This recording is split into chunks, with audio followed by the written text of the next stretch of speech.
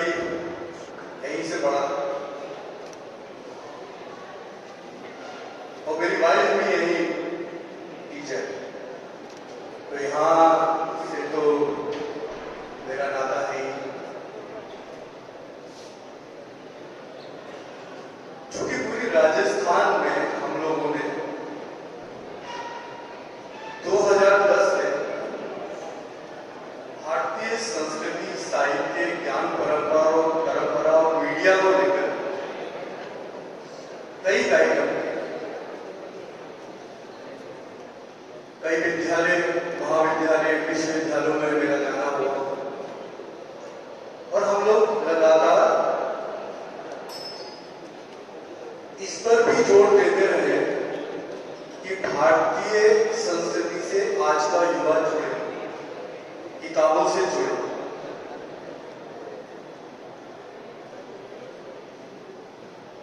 और आप लोगों के सहयोग से हम लोग एक मैसेज देने का प्रयास कर रहे हैं। मैं कुछ इंसिडेंट्स, कुछ घटनाओं के बारे में बताते हुए उसे सीख लेने की बच्चों से बात करूंगा। कोई टीचर्स तो खुद शिक्षक हैं और वो शिक्षा देते हैं। रामायण, मैं अभी यूनिवर्सिटी में गया श्री गंगानगर, तो ऋषि का छात्र वो खड़ा हुआ, उसने मुझे पूछा कि सर साहित्य क्या है। मुझे बड़ा आश्चर्य हुआ, तो मैंने जवाब जो दिया वो मैं आपको बताना चाहता हूं। रामायण के बारे में सीरियल्स में आप लोगों ने देखा होगा। मुझे नहीं लगता कि बच्चों ने रामायण को पढ़ा होगा। एक प्रसंग है रामायण का कि कैकेयी ने 2 वचन मांगे थे दशरथ जी से, और दशरथ जी ने वचन दे दिया था।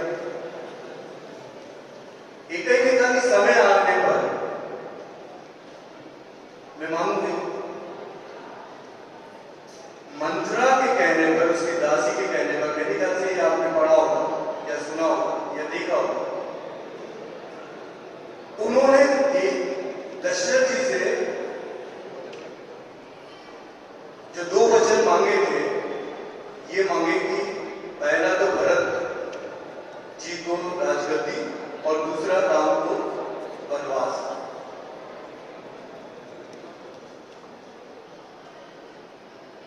बड़ी तकलीफ हुई दशरथ जी को, लेकिन वचन दे चुके थे।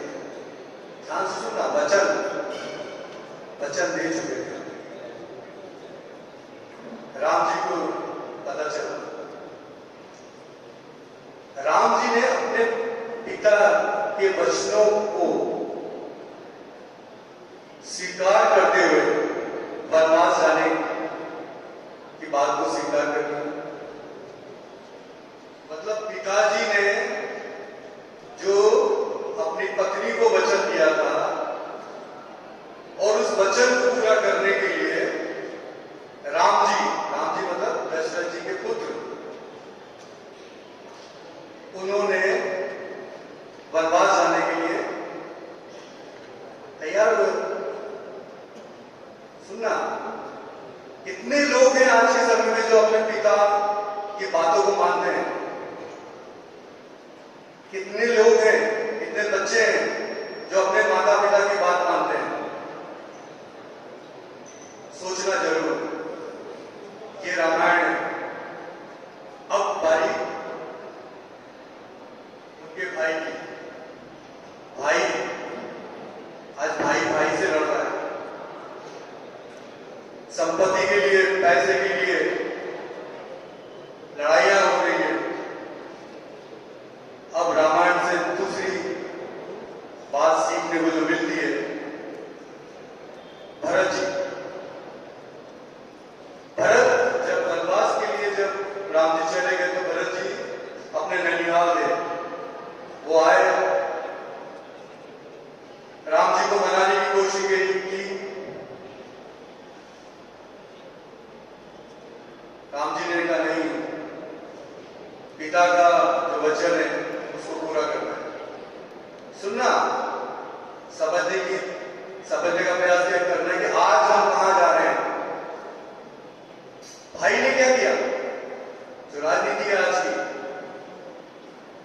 राजनीति भाई भाई को खत्म करने में तुली है, गद्दी के लिए लड़ाइयां हो रही है।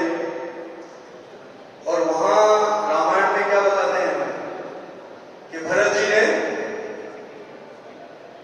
जो शासन किया 14 साल, तो गद्दी पे कौन था? ध्यान है? गद्दी पर उनके खड़ा थे किनके? राम जी। तो हमें दूसरी चीज क्या सीखने को मिलती है कि हमें भाई भाई जो हमें आपस में, वो आपस में लड़े नहीं, दूसरे का सम्मान करें, बड़ों का आदर करें। क्या हम कर रहे हैं? सोचिए। तो जहां एक पिता के वचनों का, और पिता जो कहते हैं उनकी बात मानते हुए 14 साल वनवास राम जी चले गए वनवास को। आज तो ये स्थिति है कि, क्योंकि मैं अभी थोड़ी देर पहले आ गया था तो कुछ बच्चे और पेरेंट्स का सुन रहा था। आज तो स्थिति है कि फादर मदर कहते हैं कि इससे दूर रहो, लेकिन उसी में लगे हुए। फादर तो यार है, यार पापा, और मम्मी भी यार, यार मम्मी।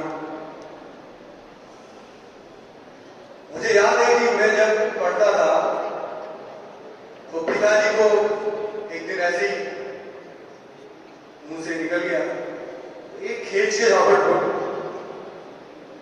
बहुत दूर, मेरे पिताजी पुलिस में थे, बहुत दूर लगे, भूल गया मैं याद में।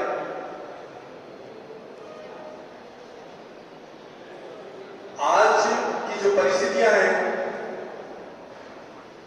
वो मुझे लगता है कि डिस्टर्ब कर रही। मैं एक किस्सा सुनाता हूं आपको।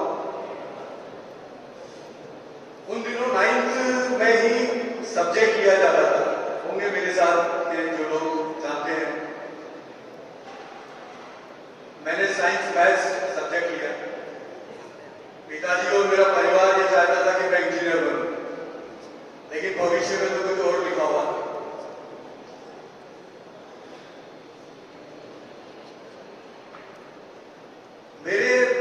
मुझे जो गणित पढ़ाते थे गोपाल सिंह राठौड़ जी, जो पुराने लोग हैं वो जानते होंगे, वो आज भी हैं।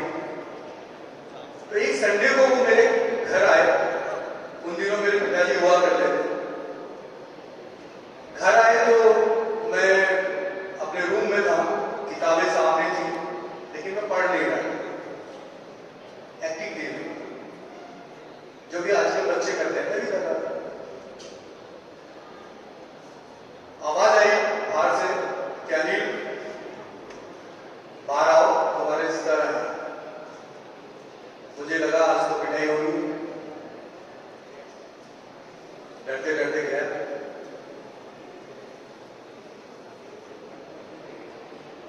गोपाल सिंह सर के पेट से।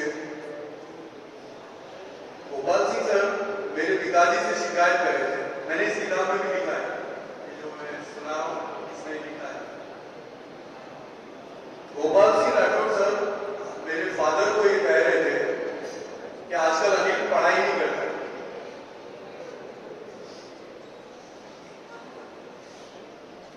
पढ़ाई में ध्यान नहीं है। पिताजी ने मेरी तरफ देखा, मैंने अपना सर झुका लिया।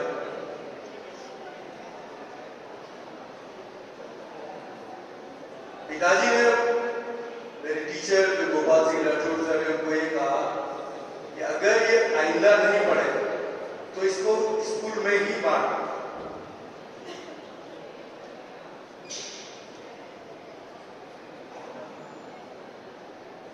पहली बात सुना, मैं सब पे बात में एक एक पॉइंट पे आऊंगा। मेरे पिताजी ने क्या कहा मेरे टीचर को कि आप स्कूल में ही मारना अगर ये बदमाशी करें या पढ़ाई नहीं करें। दूसरी बात, मुझसे कहा कि पेट छो, माफी मांगो और कहो कि भविष्य में ऐसा नहीं हो। मैंने उनके पेट छुए, माफी मांगी, वो चाय पी उन्होंने, वो चले गए। मेरे फादर ने मेरी मदर को कहा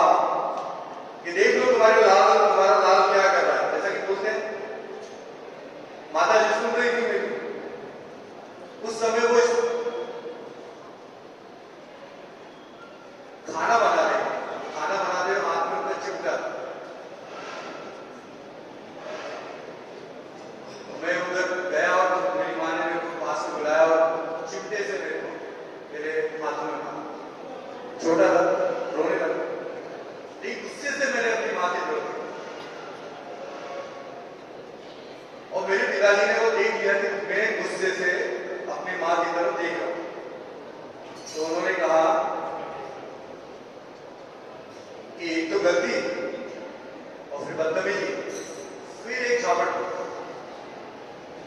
मेरा रोने लगा।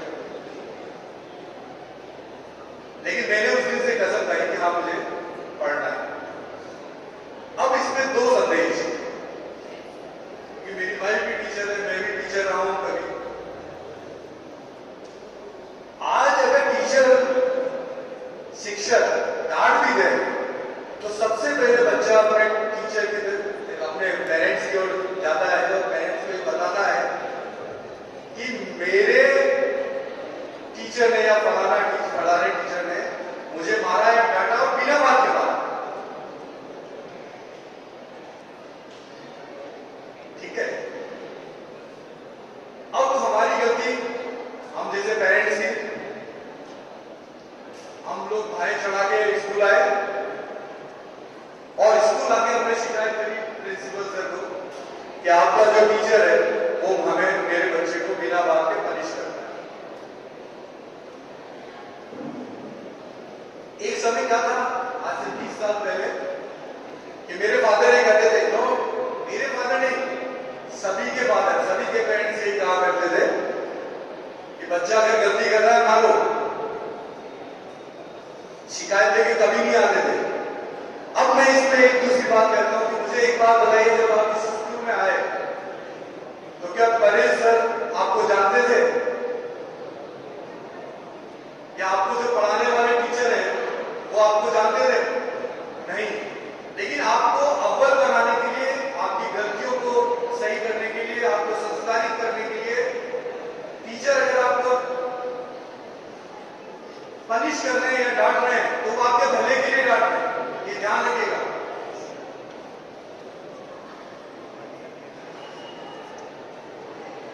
मैं अभी कुछ दिनों पहले दिल्ली जा रहा था, मेवाड़ यूनिवर्सिटी के मेवाड़ एक्सप्रेस से। मेरे सामने ही एक कपल थे जिनका एक छोटा सा बच्चा था, गोद में था।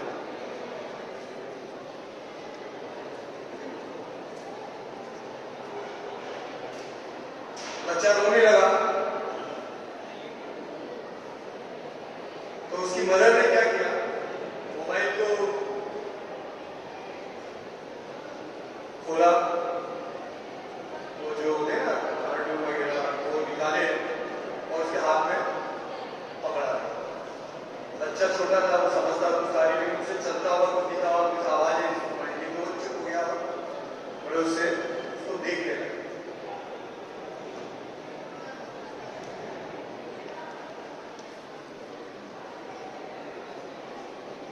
अभी थोड़ी देर पहले पेरेंट्स आए थे और वो ये बता रहे थे कि ये मोबाइल से किसी बच्चे की शिकायत कर, बच्चे की कि वो ये मोबाइल को छोड़ता नहीं।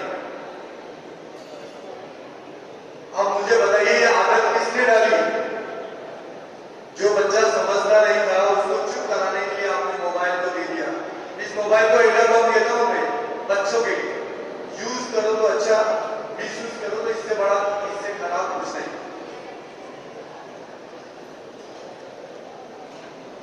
ऐसे ऐसे दृश्य में शायद हमारे टीचर जो है उन लोगों ने भी देखे होंगे। तो शुरुआत अच्छे के लिए हमें अपने घर से ही करनी होगी, और शिक्षा जो है वो हमें संस्कारित बनाती है। मैं कल का एक वाक्य बताता हूं। कल मैं लद्दाख के म्यूजिक स्टूडियो में जाने के लिए घर से निकला। अक्षर हॉस्पिटल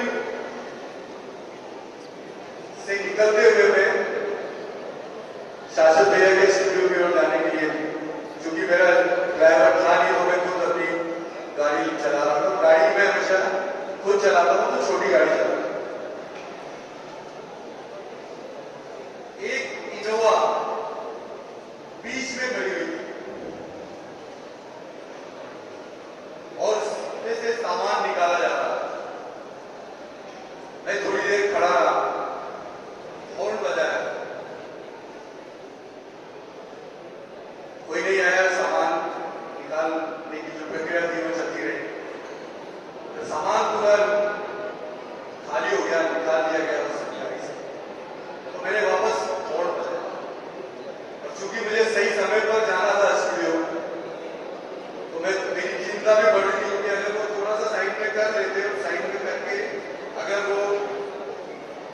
अपना काम करते तो किसी को कोई प्रॉब्लम नहीं है जहां पे जो चिंता बढ़ रही थी तो मेरा फोन पे एक बार और 2 बार चला गया, तो अंदर से एक यंग यूथ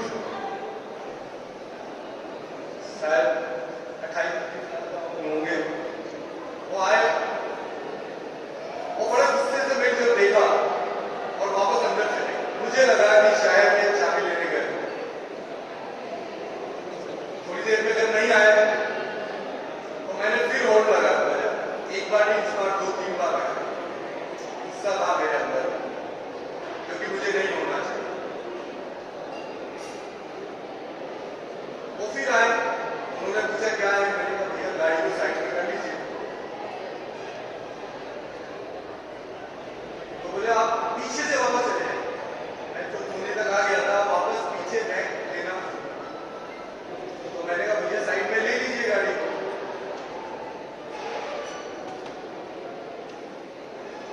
क्योंकि वो गाड़ी एमपी नंबर थी, मध्य प्रदेश की गाड़ी थी, तो मुझे लगा कोई बाहर से आया होंगे। मैंने पूछा, उनसे परिचय लेने की कोशिश की, तो उन्होंने बड़े गुस्से से कहा कि मैं डॉक्टर हूं। उन्होंने अपना नाम बताया, मैंने लिखा है, मैंने लिखा है। इस बीच में आपके ही सर कुलदीप जी भी कहीं थे, वो भी आ गए। उन्होंने उनको समझाने की कोशिश की, मुझे भी कहा, लेकिन मुझे जो गुस्सा था वो ये था कि एक अनपढ़ व्यक्ति या नासमझ व्यक्ति अगर इस तरह की हरकत करता है या गुंडा तत्व इस तरह की हरकत करता है तो समझ में आती है। लेकिन अगर कोई कहे कि मैं डॉक्टर हूं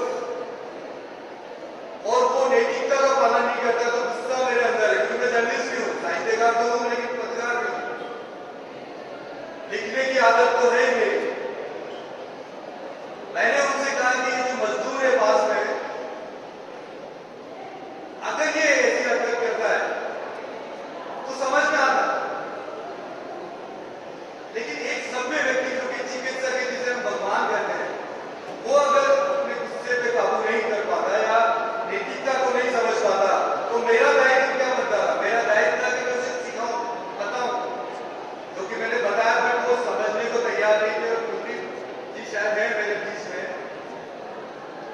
उन्होंने समझाने की भी कोशिश की, मुझे कहा कि सर आप, लेकिन मुझे, क्योंकि मैं जर्नलिस्ट भी हूं, पत्रकार भी हूं, तो मेरा गुस्सा होना लाजमी था, क्योंकि मेरे को सिस्टम को सुधारना मेरा नैतिक कर्तव्य है। तो मैं ये कहना चाहूंगा कि ये याद रखिए कि शिक्षा हमें मूल्यवान बनाती है, संस्कारी बनाती है, लेकिन पैसा और पावर कई बार हमें अपनी राह से भटका भी देता है। उनको ये लगता है कि सड़क पे चलने वाला व्यक्ति कमजोर है। हमें कभी भी, हम कभी कितने भी ऊंचे चले जाएं, हम कितनी भी ऊंचाइयों तक पहुंच जाए, लेकिन हमें उस जमीन को नहीं छोड़ना है।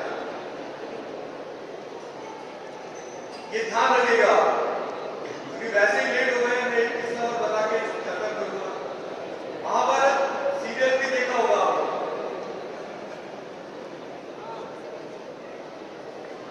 एक प्रसंग है उसमें,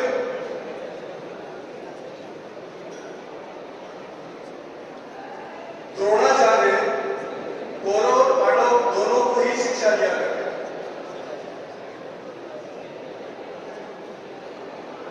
उन्होंने एक पक्षी, आर्टिफिशियल पक्षी, उसकी आंख पे निशाना साधने के लिए कहा और अलग अलग दुर्योधन और इन लोगों को अलग अलग बुलाया और द्रोणाचार्य जी ने पूछा कि आपको क्या दिखाई दे रहा है? टारगेट क्या किया? आप सुनना, आप लोग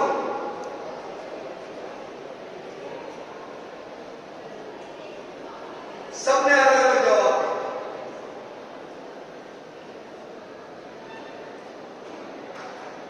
बारी आई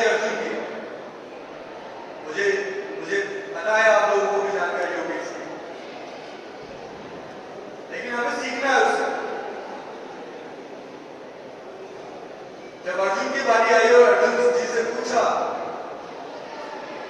क्या दिखाई दे रहा है, तो अर्जुन ने क्या कहा?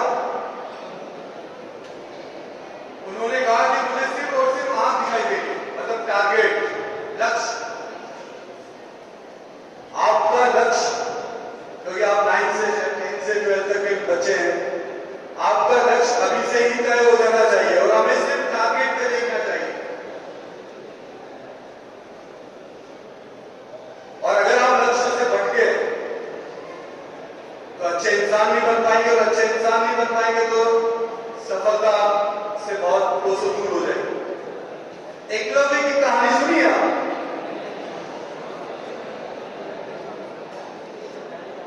एकलव्य एक आदिवासी बच्चा था, वो धनुष विद्या में पारंगत होना चाहता था। उसने द्रोणाचार्य जी से कहा कि मुझे सिखा दीजिए, तो उन्होंने ये कहा कि मैं सिर्फ राजकुमार जो होते हैं उन्हीं को शिक्षा देता। और आज की स्थिति देखिए, आज हम लोग समकक्ष सभी लोग एक साथ एक चादर पे एक चेयर पे बैठ के हम लोग एक ही स्कूल में पढ़ते हैं, एक समय था। एकलव्य ने हार नहीं मानी, आदिवासी बच्चा, उसने द्रोणाचार्य जी की मूर्ति बनाई और उनके सामने अभ्यास करने लगा।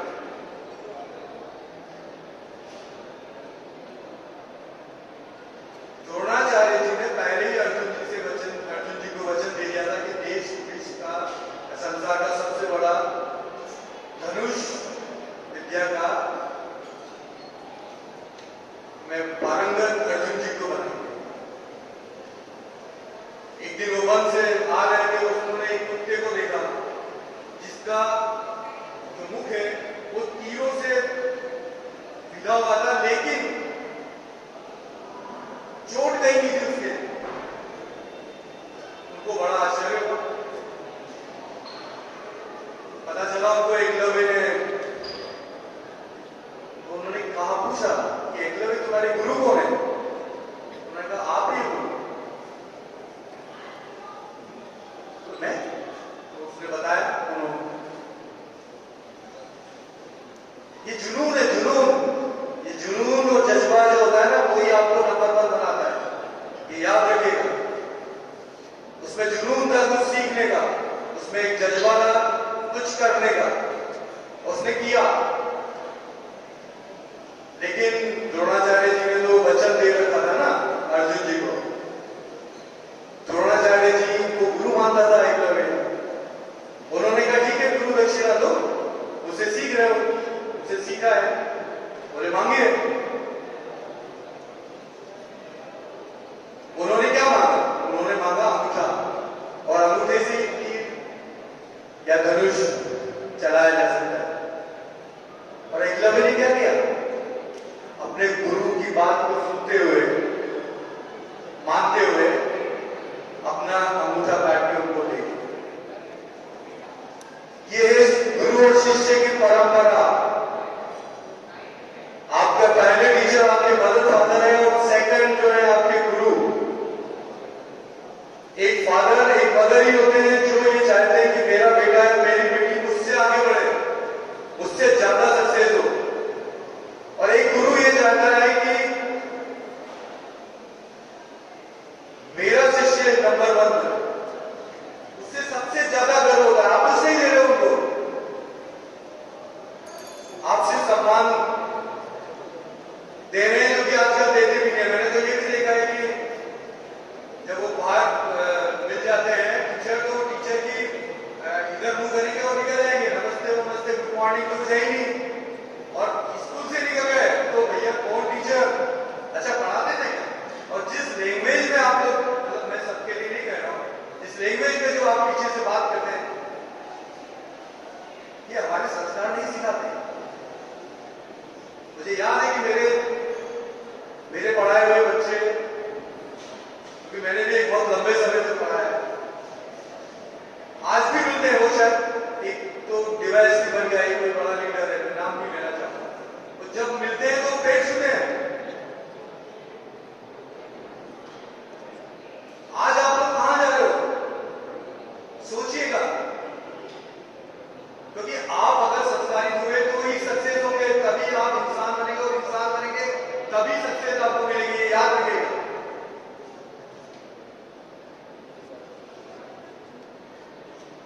और ये जो मैं बात कर रहा हूं रामायण महाभारत भागवत की, ये क्या है?